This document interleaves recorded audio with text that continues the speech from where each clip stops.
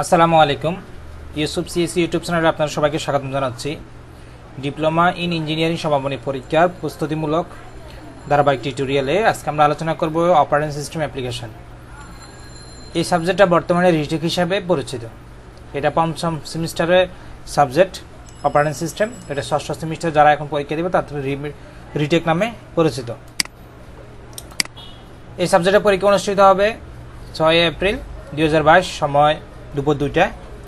Operating সিস্টেমের প্রশ্ন pattern হবে 60 মার্কের, 50% আনসার করতে হবে, অর্থাৎ 30 মার্কের উত্তর দিতে হবে। অতি সংক্ষিপ্ত থাকবে 10টা, প্রত্যেকটা প্রশ্ন মান 1, সংক্ষিপ্ত প্রশ্ন থাকবে 10, প্রত্যেকটা প্রশ্ন মান 2, রচনামূলক 5টা থাকবে, প্রত্যেকটা প্রশ্ন মান 6, টোটাল 60। তারপর হচ্ছে অপারেটিং সিস্টেমের প্রশ্ন প্যাটার্নের এর ক্রেডিট হচ্ছে থেকে 3 ক্রেডিটের। তাত্ত্বিক বা থিওরি পরীক্ষা হবে 30 আর ব্যবহারিক পরীক্ষা হবে 90, টোটাল 150 মার্কের।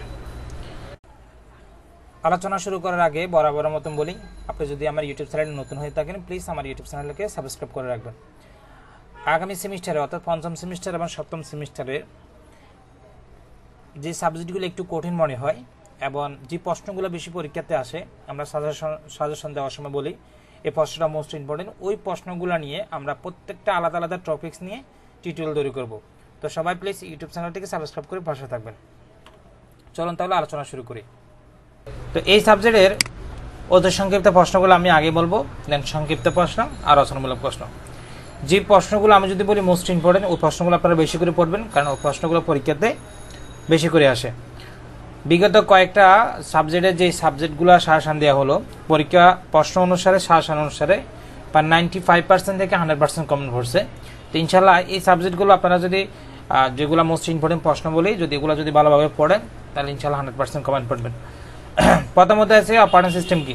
সাবজেক্টের নাম অনুসারে এই প্রশ্নটা প্রত্যেকটা সাবজেক্টে মনে রাখবেন, সাবজেক্টের নাম অনুসারে যে প্রশ্নটা বলো এই প্রশ্নটা বেশি করে পড়বেন, কারণ ওই প্রশ্নটা প্রত্যেকবার পরীক্ষাতে আসে। দেখেন এটা অনেকবার পরীক্ষাতে আসছে। প্রথমত অতি সংক্ষিপ্ত প্রশ্ন, অপারেটিং সিস্টেম বলতে কি বোঝায়? জিইউর পূর্ণরূপ কি, কার্নেল কি, ফোস্ট কি, মনিটরিং প্রোগ্রাম কি। এখানে মনিটরিং প্রোগ্রাম, ফোস্ট, কার্নেল এবং অপারেটিং সিস্টেম, এই 4টা প্রশ্ন থেকে ইনশাআল্লাহ পরীক্ষা 2টা না থাকলে একটা কিন্তু 100% থাকবে। তারপর হচ্ছে 2 নম্বর অধ্যায়, 2 নম্বর অধ্যায় সিস্টেম প্রোগ্রাম বলতে কি বোঝায় অথবা সিস্টেম কল বলতে কি বোঝায়, এই প্রশ্নটা পড়বেন। 3 নম্বর অধ্যায় আছে রাউন্ড টাইম বলতে কি বোঝায় বা জেসিএল কি, জব কন্ট্রোল ল্যাঙ্গুয়েজ, জেসিএল বলতে কি বোঝায়, এই প্রশ্নটা পড়বেন বেশি করে। তারপর হচ্ছে মনিটরিং, এই প্রশ্নটা ভালোভাবে দেখা যাচ্ছে না। মনিটরিং অথবা base processing system, base processing রিসোর্সে দুটি কি কি। বেস প্রসেসিং সিস্টেমটা বেশি করে পড়বেন। স্পলিং বা প্রয়োজনীয়তা কি, স্পলিংয়ের প্রয়োজনীয়তা কি, বেস প্রসেসিং সিস্টেম এর স্পলিং প্রয়োজনীয়তা কি, 2টা প্রশ্ন থেকে ইনশাআল্লাহ একটা পরীক্ষাতে আসবে, ভালো করে পড়ে নেবেন। প্রসেস 4 নম্বর অধ্যায়, প্রসেস কি, প্রসেসের স্টেটগুলো নাম লেখো। প্রসেস কি, প্রসেসের কত প্রকার, প্রসেস স্টেটগুলো, এখানে প্রায় সেম প্রশ্ন থাকবে। এখান থেকে যে কোনো একটা প্রশ্ন আসবে। প্রসেসের স্টেট ডায়াগ্রাম, অর্থাৎ এখানে প্রসেস কত প্রকার স্টেট ডায়াগ্রামটা যদি অঙ্কন করতে পারেন। সংক্ষিপ্ত, রচনামূলক, 3টা সংক্ষিপ্ত, অতি সংক্ষিপ্ত, রচনা 3টা কিন্তু পড়া হয়ে যাবে। অর্থাৎ প্রসেস কি, প্রসেস কত প্রকার বা প্রসেসের স্টেটগুলো কি, প্রসেস স্টেটের ডায়াগ্রামগুলো, এই প্রশ্নগুলো ভালো করে পড়বেন। 2টা প্রশ্ন কমন পড়বে ইনশাআল্লাহ। 4 নম্বর হতে মোস্ট ইম্পর্টেন্ট একটা প্রশ্ন হচ্ছে শিডিউলার কি, শিডিউলার প্রশ্ন কি। তারপর যে শিডিউলিং কাকে বলে, এফসিএফএস এর বৈশিষ্ট্য কি, 5 নম্বর অধ্যায় আছে শিডিউলিং কাকে বলে এবং এফসিএফএস এর বৈশিষ্ট্য কি কি। সিপিইউ ব্রাউন প্রোগ্রামে ইনপুট আউটপুট প্রোগ্রাম কি, round around time, turn around time বলতে কি বোঝায়। এবং 5 নম্বর অধ্যায় আছে টাইম স্ল্যাশ কি, মোস্ট ইম্পর্টেন্ট একটা হচ্ছে থ্রুপুট এবং টাইম স্ল্যাশ। তারপর হচ্ছে রাউন্ড অ্যারাউন্ড টাইম, এই 3টা প্রশ্ন থেকে একটা প্রশ্ন আসার সম্ভাবনা বেশি থাকবে। সিপিইউ ব্রাউন প্রোগ্রামে ইনপুট আউটপুট বলতে কি বোঝায়, এই প্রশ্নটা ইম্পর্টেন্ট আছে, এটা ভালো করে পড়ে নেবেন। 6 নম্বর অধ্যায় মোস্ট ইম্পর্টেন্ট একটা প্রশ্ন আছে ডেডলক কি, ডেডলক প্রশ্নটা বেশি করে পড়বেন। প্রিমিটিভ রিসোর্স বলতে কি বোঝায়, নন প্রিমিটিভ রিসোর্স কি, ডেডলক, প্রিমিটিভ, নন প্রিমিটিভ, 3টা প্রশ্ন থেকে একটা প্রশ্ন ইম্পর্টেন্ট আছে আসবে। ডেডলকের শর্ত বলে কি কি, এই প্রশ্নটা শুধু সংক্ষিপ্ত প্রশ্ন না, অতি সংক্ষিপ্ত প্রশ্ন না, সংক্ষিপ্তের জন্য ইম্পর্টেন্ট। ডেডলক শর্ত বলে কি কি। তারপর হচ্ছে রোল ব্যাক বলতে কি বোঝায়? ডেডলকের ডিটেকশনে বিবেচ্য বিষয় কয়টি? মোস্ট প্রশ্নটা ইম্পর্টেন্ট আছে, এটা বেশি করে পড়বেন। কি কি কারণে ডেডলক সৃষ্টি হয় এই প্রশ্নটা পড়বেন। পূর্ণরূপ RAM ROM, P ROM, D ROM, S M এবং ডিএম এর পূর্ণ নামগুলো লেখো, মোস্ট ইম্পর্টেন্ট একটা প্রশ্ন। তারপর হচ্ছে ফ্র্যাগমেন্টেশন কাকে বলে, ডিফ্র্যাগমেন্টেশন কাকে বলে? এখানে দুইটা প্রশ্ন থাকে, 7 নম্বর অধ্যায় ফ্র্যাগমেন্টেশন এবং ডিফ্র্যাগমেন্টেশন, দুইটা প্রশ্ন ভালো করে পড়বেন। থ্রোপুট কি? থ্রোপুট এর আগে বলছিলাম, সেম প্রশ্ন। 7 নম্বর অধ্যায় আছে মেমোরি ম্যানেজমেন্ট স্কিমগুলো কি কি? সোয়াপিং কি? মোস্ট ইম্পর্টেন্ট একটা প্রশ্ন। সোয়াপিং বলতে কি বোঝায়? মেমোরি ম্যানেজমেন্ট অন্তর্ভুক্ত কাজগুলো উল্লেখ করো। মেমোরি ম্যানেজমেন্ট বলতে কি বোঝায়? অর্থাৎ 7 নম্বর অধ্যায় মেমোরি ম্যানেজমেন্ট অন্তর্ভুক্ত কাজগুলো সোয়াপিং, মেমোরি ম্যানেজমেন্ট স্কিমগুলো, বিশেষ করে সোয়াপিংটা বেশি করে পড়বেন এবং মেমোরি ম্যানেজমেন্টগুলো, এগুলো থেকে দুইটা প্রশ্ন কমন পড়বে ইনশাল্লাহ। মেমোরি ম্যানেজমেন্টের রিকোয়ারমেন্টগুলো কি কি? 7 নম্বর অধ্যায়। 7 নম্বর অধ্যায় আর পড়া লাগবে না। 8 নম্বর অধ্যায় যাবেন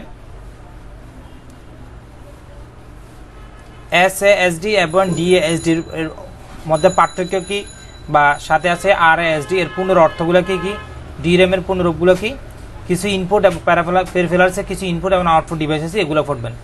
বিশেষ করে এসএএসডি এবং ডিএএসডি আরএএসডি এগুলো পূর্ণরূপ বা এর মধ্যে পার্থক্য কি, প্রশ্নগুলো ইম্পর্টেন্ট, এগুলো আসতে পারে।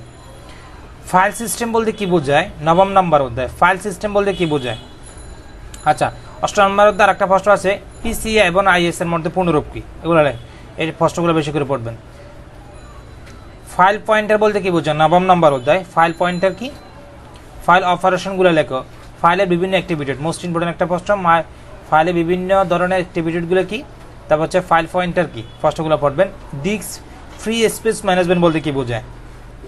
কয়েক ধরনের ডিস্ক স্পেস অ্যালাও মেথড বিদ্যমান, এটা রাখবেন। বিট ভেক্টর বলতে কি বোঝায়? এপএটি, এনটিএফএস এবং এনএফএস এর মধ্যে পূর্ণরূপগুলো কি? ফাইল অ্যাক্টিভিটেড কি? এখানে ফাইল অ্যাক্টিভিটেড, ফাইলের ধরন, তারপর হচ্ছে প্যাট, এনটিএফএস এবং এনএফএস,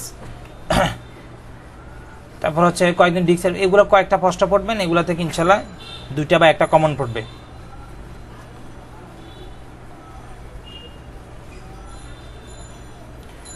দশম নম্বর অধ্যায় আছে লিনাক্সের কার্নেল বা লিনাক্সের 3টি ওএস ভার্সনের নামগুলো লেখো, এই প্রশ্নগুলো। 10 নম্বর অধ্যায় আছে জিএনওএম কি এবং বুট এমএস এর পূর্ণরূপ, এর নাম লেখো, এই কয়েকটা প্রশ্ন পড়বেন। শেল কি? আপাতত আর লাগবে না। এখান থেকে বিশেষ করে 1 নম্বর থেকে 8 নম্বর অধ্যায় পর্যন্ত ভালো করে পড়ে নেবেন অত সংক্ষিপ্তগুলো, তাহলে ম্যাক্সিমাম প্রশ্ন অথবা 10টাতে 10টা প্রশ্ন কমন পড়তে পারে, 1 থেকে 8 পর্যন্ত এগুলো পড়ে পড়বেন। তারপর হচ্ছে সংক্ষিপ্ত প্রশ্ন। সংক্ষিপ্ত প্রশ্নের ভিতরে অপারেটিং সিস্টেমের উদ্দেশ্যগুলো কী কী, মোস্ট ইম্পর্টেন্ট একটা প্রশ্ন। অপারেটিং সিস্টেমের কাজগুলো কী কী, আর একটা আছে অপারেটিং সিস্টেমে ইউজার কীভাবে হার্ডওয়্যারে আলাদা করে সেটা চিত্র ব্যাখ্যা করে। এখানে 3টি প্রশ্ন আছে, 3টি প্রশ্নতে একটা প্রশ্ন পরীক্ষাতে আসবে। মনিটরিং প্রোগ্রামের কাজ লেখো, এগুলো যেগুলো সংক্ষিপ্ততে পড়ছেন এগুলো সেম প্রশ্ন, এগুলো লিখতে পারবেন। সেম কার্নেল বলতে কি বোঝায়, এগুলো যেগুলো অত সংক্ষিপ্ততে পড়ছেন এগুলো রচনা লিখলে কোনো সমস্যা নেই। আর এখানে মাল্টিটাস্কিং, তারপর হচ্ছে ইউনিক্স এবং লিনাক্সের মধ্যে বৈশিষ্ট্য, এগুলো থেকে বা উইন্ডোজের মধ্যে বৈশিষ্ট্য, প্রত্যেকটা বৈশিষ্ট্য 4টা বা 5টা করে বৈশিষ্ট্য সংক্ষিপ্তের জন্য পড়লে হবে। রিসোর্স ম্যানেজার হিসেবে অপারেটিং সিস্টেমের গুরুত্ব লেখো, মোস্ট ইম্পর্টেন্ট একটা প্রশ্ন। 2 নম্বর অধ্যায় আছে প্রসেস কন্ট্রোল সিস্টেমের কাজগুলো কি কি। আইওএস এর হাইব্রিড সিস্টেম বর্ণনা করো। বেস প্রসেস সিস্টেমের সুবিধা অসুবিধাগুলো লেখো, এই প্রশ্নটা 99.9% ইম্পর্টেন্ট, এই প্রশ্ন ভালো করে পড়বেন। জেসিএল এর উদ্দেশ্য ব্যবহারগুলো লেখো, এখানে 2টা প্রশ্ন থেকে একটা প্রশ্ন 100% থাকবে পরীক্ষায়। স্পনিং কেন ব্যবহার করা হয়, যদি 3টা প্রশ্ন কন করা হয় তাহলে 2টা প্রশ্ন পরীক্ষাতে থাকবে। 4 নম্বর অধ্যায় প্রসেস কি এবং প্রসেসের যে স্টেটগুলো আছে বা সেগুলো চিত্র সহকারে অঙ্কন করো। আর একটা প্রশ্ন আছে প্রসেস এবং প্রোগ্রামের মধ্যে পার্থক্য, এই প্রশ্নগুলো বিশেষ করে আসে। রেস কন্ডিশন বলতে কি বোঝায়? প্রসেস এবং প্রোগ্রামের মধ্যে পার্থক্য, রেস কন্ডিশন এবং প্রসেস বলতে কি বোঝায়, প্রসেসের যে স্টেটগুলো আছে ডায়াগ্রামগুলো অঙ্কন করে। 3টা প্রশ্ন থেকে একটা প্রশ্ন পরীক্ষাতে থাকবে ইনশাল্লাহ। 4 নম্বর অধ্যায় এবং 5 নম্বর অধ্যায় মিলে আছে শিডিউলার সম্পর্কে। শিডিউলার বলতে কি বোঝায়? সিপিইউ শিডিউলিং সংক্ষেপে আলোচনা করো। 6 নম্বর অধ্যায় আছে ডেডলক সংগঠন বিবেচ্য বিষয়গুলো শর্ত সম্পর্কে আলোচনা করো, এই প্রশ্নটা ভালো করে পড়বেন। ডেডলক থেকে মুক্তি পাওয়ার উপায়সমূহ কি কি? ডেডলকের প্রিভেনশন বলতে কি বোঝায়? এই 3টি প্রশ্ন থেকে একটা প্রশ্ন পরীক্ষাতে আসার সম্ভাবনা থাকবে। 7 নম্বর অধ্যায় আছে ফেজ অ্যালোকেশন এবং ডিমান্ড ফেজ অ্যালোকেশনের মধ্যে পার্থক্য লেখো। ইন্টারনাল ও এক্সটার্নাল ফ্র্যাগমেন্টেশনের মধ্যে পার্থক্য কী বা বর্ণনা করো। অনেক সময় বর্ণনা আসবে বা পার্থক্য আসতে হবে। ইন্টারনাল ও এক্সটার্নাল ফ্র্যাগমেন্টেশনের মধ্যে পার্থক্য কী? ভার্চুয়াল মেমোরি বলতে কী বোঝায়? 7 নম্বর অধ্যায় মোস্ট ইম্পর্টেন্ট প্রশ্ন। ভার্চুয়াল যেগুলা মোস্ট ইম্পর্টেন্ট বললাম এগুলো বেশি করে পড়বেন, কারণ এই প্রশ্নগুলো বেশি করে পরীক্ষাতে আসে। ডিমান্ড পেজ অ্যালোকেশন সুবিধা অসুবিধা লেখো, এই প্রশ্নগুলো ইম্পর্টেন্ট, এগুলো পড়বেন। ফ্র্যাগমেন্টেশন দূরকরণের একটি উপায় লেখো। 8 নম্বর অধ্যায় আছে ইনপুট আউটপুট সফটওয়্যারের গোল বা তার লক্ষ্যগুলো কী কী, এই প্রশ্নগুলো পড়বেন। ইনপুট আউটপুট অপারেশনের ক্ষেত্রে ওএসের ভূমিকা কী কী, ইনপুট আউটপুট হার্ডওয়্যারের বৈশিষ্ট্য কী কী, এই 3টা থেকে একটা প্রশ্ন ইনশাআল্লাহ পরীক্ষাতে আসবে।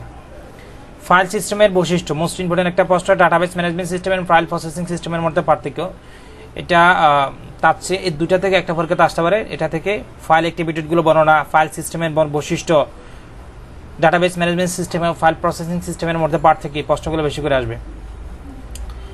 ফাইল ম্যাপ অর্গানাইজেশন সুবিধা 50% এগুলা আসতে পারে, নাও আসতে পারে এরকম।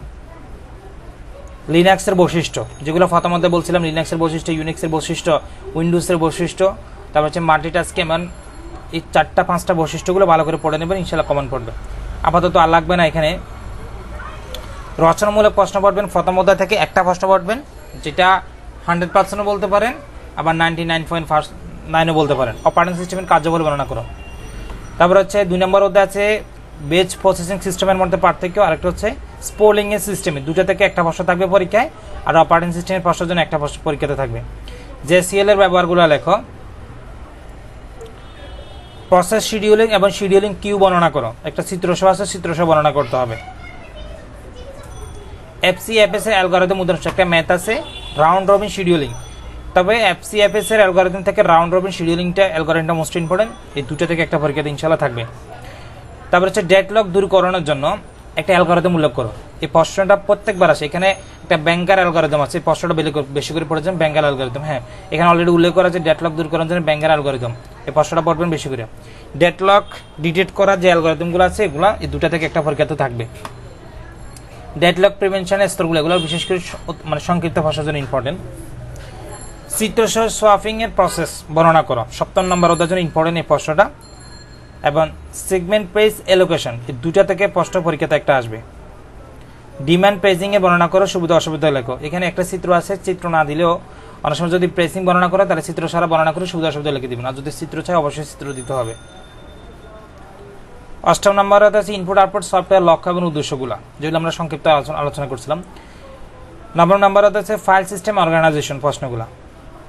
আপাতত লাগবে না, এই কয়েকটা যদি প্রশ্ন যদি পড়েন, আর কেউ যদি বলেন যে আমি অত সংক্ষিপ্ত পড়বেন, শুধু রচনামূলকগুলো পড়বেন, হ্যাঁ পড়তে পারেন, তাহলে 100% কমেন্ট পড়বে। তো প্রিয় শিক্ষার্থীবৃন্দ, আজকে এই পর্যন্ত, সবার জন্য বেস্ট অফ লাক। আশা করি অপারেটিং সিস্টেমে এই নিয়মে পড়বেন, ইনশাআল্লাহ 100% কমেন্ট পড়বেন, কারোর জন্য রিটেক জন্য না দিতে হয়। সবাই ভালো থাকবেন, সুস্থ থাকবেন, আল্লাহ হাফেজ।